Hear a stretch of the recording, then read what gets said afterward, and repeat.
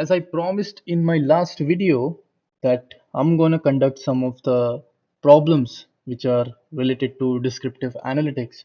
So here we are in the new video. Hello all, welcome to my channel. Welcome to this new video, this new series of Mastering Business Analytics, where I'm teaching you all of the concepts of the subject business analytics. So here we go in the new video.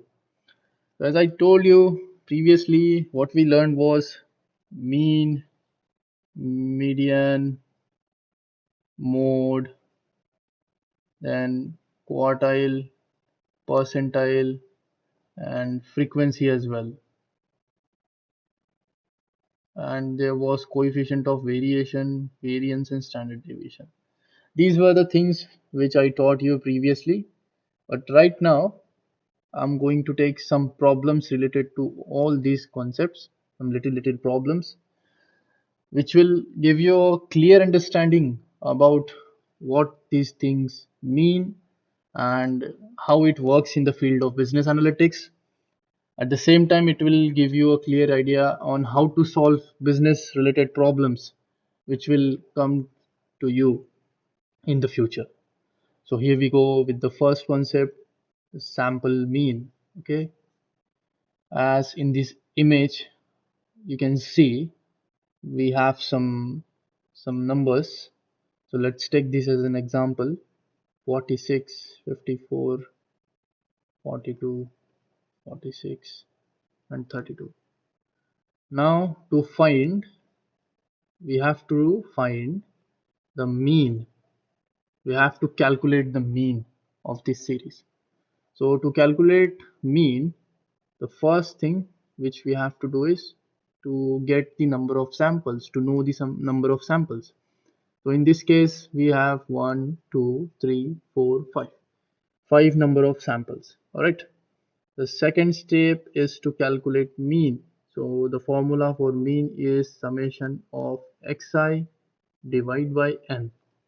Here summation means the total of the series which is given to us: 46, 54, 42, 40, again 46 plus 32 divided by 5. So the mean comes around as, mean is denoted by x bar. So x bar is our 44. I hope you got a clear understanding about this. Let's move forward to median. Okay, so let's understand median. In this case, we can see we have some series which is given to us. To calculate median, what we do is we arrange the series in an ascending order. So this is given to us in an ascending order directly. So this is our series, and I told you in my previous video is to identify uh, no sorry is to arrange the series in an ascending order. So it is arranged already, and our step 2 was to identify whether the series is even or odd. In this case our series is odd, so we can directly calculate the median by counting the number of series. So we know we have 1, 2, 3, 4, 5, 5 samples, 5 number of samples, and in this case our middle value is going to be the median. So in this case 46 is our median. That's it. But what if the series is odd, and how to calculate it? Here is the given example for it. We have a series like 1955, 1980, then 2020 is there. So as you can see, the series is even, and the two middle values are 2050 and 2060. So median is simply, in the case of even numbers, we know the sample size is 12, and in the case of even numbers we have these two values. So add both of them and divide it by 2. you will get the median value as 2055. I hope your concept is clear about median. Okay, let's understand mode. Mode is very simple. In mode, what we see is number of repetition or the value that occurs with greatest frequency. So here in this table, we have car brands and their frequencies given as 8, 5, 13, 8, 19, 50. 50 is the total, right? So highest number of repeated frequency is going to be our mode. So in this case, Volkswagen, which is contributing 19 frequency, is our mode. Alright. With the help of this example, you'll also understand how to calculate relative frequency and how to calculate the percent frequency. So frequency from this same example, we have 8, 5, 13, 8, 19, and the total frequency is 50. To calculate relative frequency, what I told you is how much the first frequency is relative to the total one. So 8 divided by 50 is going. I also told you in my previous video that total relative frequency is going to be always and always 1. Alright. So the values for all of these frequencies are going to be. I think there is some mistake with this total. So I have rechecked and calculated the total for these frequencies which are given in this table. So the total frequency comes around as 53, and when I calculated the relative frequencies for individual frequencies, these comes up around like this. And as I told you in my previous video, the total relative frequency is going to be 1. Now if you have to calculate the percent frequencies, then multiply it by 100.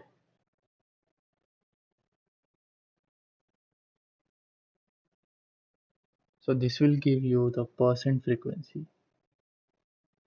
So alright, so the most important part of analytics is visualization. Why? Because visualizations allows us to get a clear understanding and helps us to take decisions, to take actions. Let me draw a bar graph. Bar graph can be understood with the help of an axis, right? So this is our axis, x-axis, and the vertical one is our y-axis. This is our origin O0, and on the x-axis we will uh, represent each and every brand, each and every car brand. So here is going to be Audi, then BMW, then Mercedes, then Opel, and the last is Volkswagen. So for Audi we have 15. So on y-axis I'm going to represent uh, the y-axis with the help of numbers. That is nothing but our percent frequency. Y-axis is our percent frequency and x-axis is our car brand. So here comes the first one as 10%, 20%,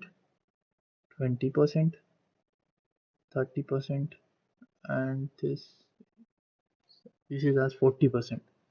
So the first one is mentioned as 15, which comes up around here. So this is our A as 15, then B as 9, BMW as 9% comes up here. then Mercedes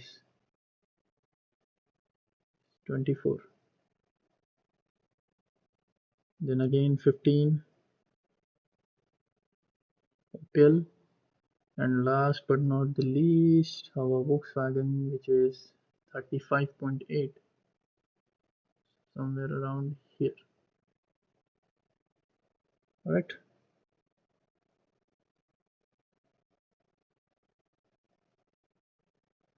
so now you can see clearly that if the question comes, which is the top selling brand in the world, and if I'm giving just an example, if the question comes, which is the top selling brand in the world, so with the help of this visualization you can answer this question easily by pointing that Volkswagen is the top selling brand among the five of them, and Mercedes is the second most brand, followed by uh, Audi and BMW. Alright, so see how it is easy to answer the question and how easy it is to judge clearly and to have a clear understanding about what is going on with the help of visualization, because pictures clears our understanding. It gives us a clear vision towards whatever happening. Okay, so let's understand what are percentiles. As I gave you the formula, now the formula to calculate percentile is I equals to P upon 100 into N. Okay,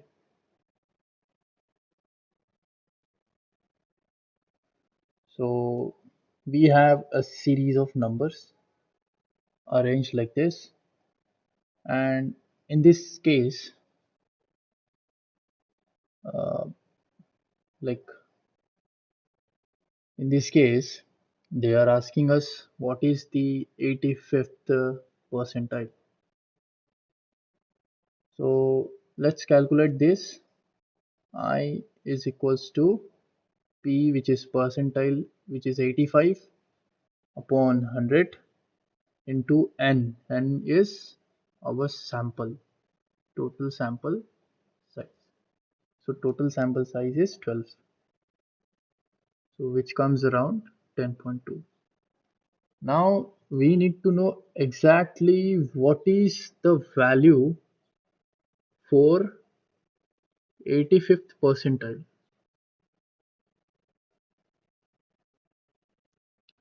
So we can calculate this. I will tell you how we can calculate this by the help of the position I, which came as 10.2. So we know on 10th position we have the value as, let's count, 1 2 3 4 5 6 7 8 9 10, 2125, and our 85th percentile position number is 10.2.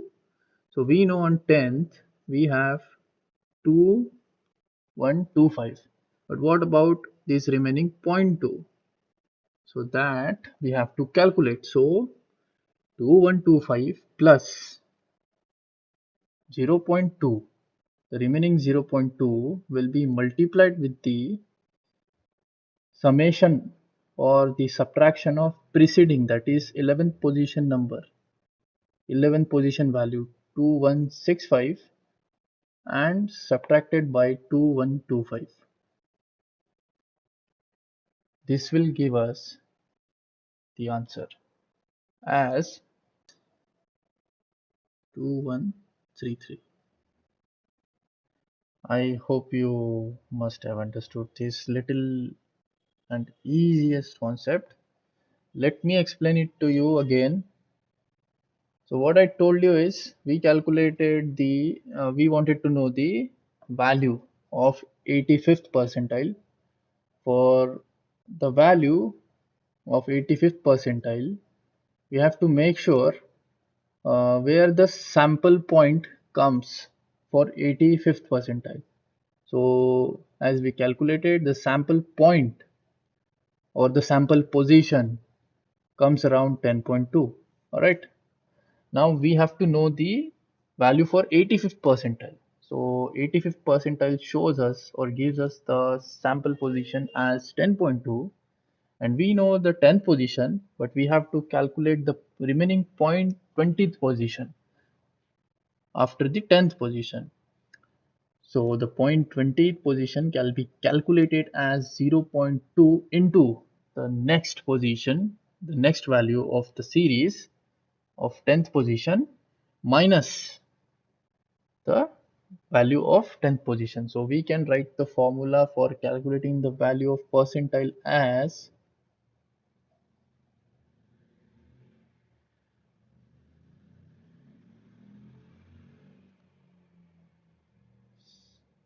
same position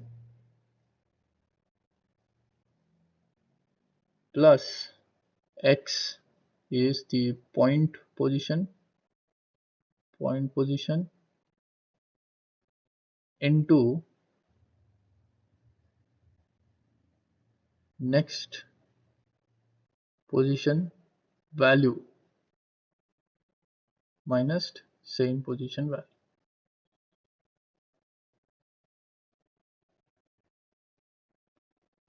Okay, same position value. All right, let's understand quartiles.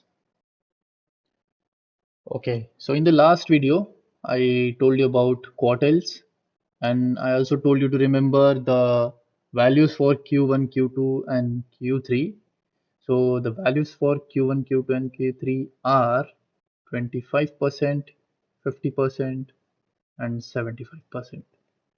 All right, I hope you're clear with this. So we have a problem situation where the starting salary data are given in an or arranged in an ascending order. We have already identified Q2 second quartile median as 2055. So how they have identified, which is very easy.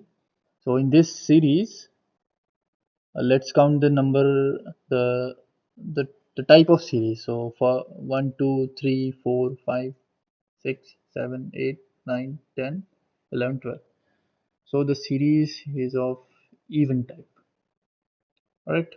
So in even, what we do is we find the two middle values. So if it is 12, 1, 2, 3, 4, 5, 6, 1, 2, 3, 4, 5, 6. If we add both of these 2050 plus 2060 and divide it by 2, we will get 2055. This is what the statement is showing us.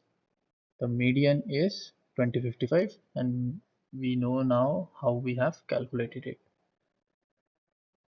Alright, so let's move next. The computation of quartile Q1 and Q3 use the rule for finding 25th and 75th percentiles.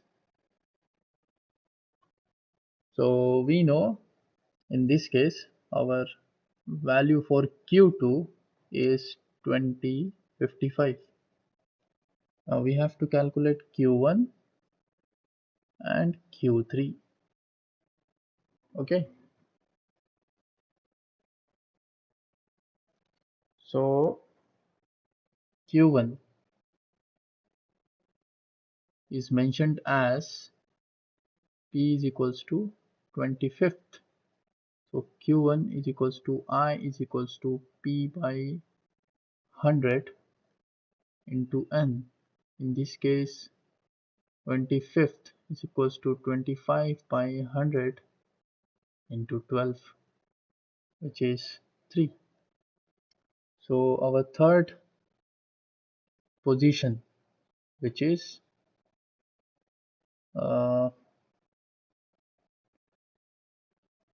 1955, 1980, 2020. So third one is going to be 2020. But as the series is even, what we'll do, we will add 2020 plus 2040 and we will divide it by 2. So we will get 2030. This is our Q1. Similarly, in the case of 75th, what we'll do is Q3 is equals to I is equals to P upon 100 into N. So 75th is equals to 75 by 100 into 12. This comes around 9.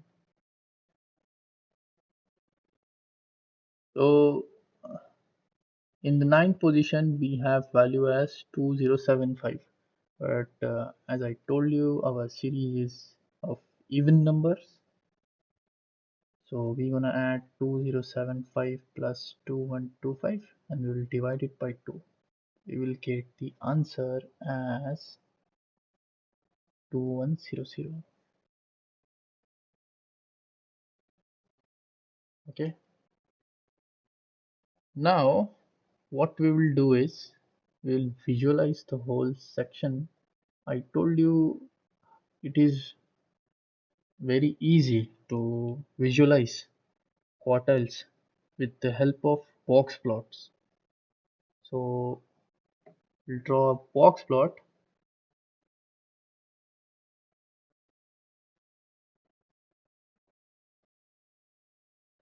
Okay,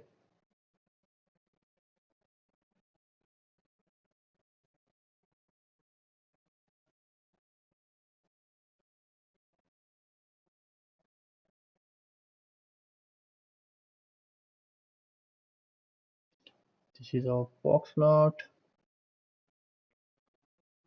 and as we can see, the Q1 values like 955, 1955, sorry, 1980 and 2020 comes till here, which accounts 25% and 2030 as well, which we have calculated. Then in the middle we have Q2, which contributes 50%, and the value here is 2055. And on the Q3 we have value as 2100, 2100 and comma 2125 and so on. Alright, I hope you must understood whatever the things which I told you in today's session. Thanks for staying till the end. Uh, Most of the things I have covered in this episode, and remaining things like standard deviation, variance, I have covered already in my previous video in a complete detailed manner. So I hope you liked this session and you must have understood. If you have any doubts regarding this chapter, you can freely ask in the comments. I'll try my best to help you in the possible ways. So you have to drop any, like, you can drop any problems in the comment related to this chapter, related to this session. All right, thank you. See you again.